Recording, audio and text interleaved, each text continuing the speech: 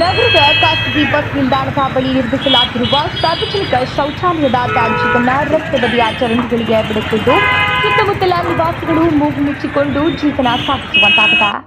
ಹೌದು, ಇದು ಚಳ್ಳಕೆರೆ ನಗರದ ಖಾಸಗಿ ಬಸ್ ನಿಲ್ದಾಣದಲ್ಲಿರುವ ಸಾರ್ವಜನಿಕ ಶೌಚಾಲಯದ ತ್ಯಾಜ್ಯವನ್ನು ತಡರಾತ್ರಿ ಚರಂಡಿಗೆ ಬಿಡುತ್ತಿದ್ದು ಇದರಿಂದ ಶಾಂತಿನಗರದ ನಿವಾಸಿಗಳು ಸಾಂಕ್ರಾಮಿಕ ರೋಗ ಭೀತಿ ಹಾಗೂ ಮೂಗು ಮುಚ್ಚಿಕೊಂಡು ಜೀವನ ನಡೆಸುವಂತಾಗಿದೆ.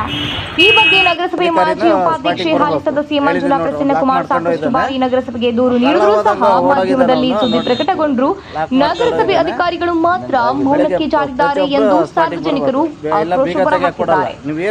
ಸಾರ್ವಜನಿಕ ಶೌಚಾಲಯದ ತ್ಯಾಜ್ಯ ಶನಿವಾರ ತಡರಾತ್ರಿ ಚರಂಡಿಗೆ ಬಿಟ್ಟಿದ್ದು ಕೊಬ್ಬು ವಾಸನೆ ಬರುತ್ತಿರುವುದನ್ನು ಗಮನಿಸಿದ ಶಾಂತಿನಗರದ ನಿವಾಸಿ ಭೋಜರಾಜು ತಡರಾತ್ರಿ ಸಾರ್ವಜನಿಕ ಶೌಚಾಲಯದ ಬಳಿ ಹೋಗಿ ಪರಿಶೀಲನೆ ಮಾಡಿದಾಗ ಶೌಚಾಲಯದ ತ್ಯಾಜ್ಯ ರಸ್ತೆ ಬದಿಯ ಚಿಕ್ಕ ಚರಂಡಿಗೆ ಬಿಟ್ಟಿರುವುದು ಕಂಡುಬಂದು ಶೌಚಾಲಯದ ಗುತ್ತಿಗೆದಾರರಿಗೆ ತರಾಟೆಗೆ ತೆಗೆದುಕೊಂಡಾಗ ಶೌಚಾಲಯದ ಗುತ್ತಿಗೆದಾರ ಶೌಚಾಲಯಕ್ಕೆ ಬೀಗ ಹಾಕಿಕೊಂಡು ಪರಾರಿಯಾದ ಘಟನೆ ಜರುಗಿದೆ.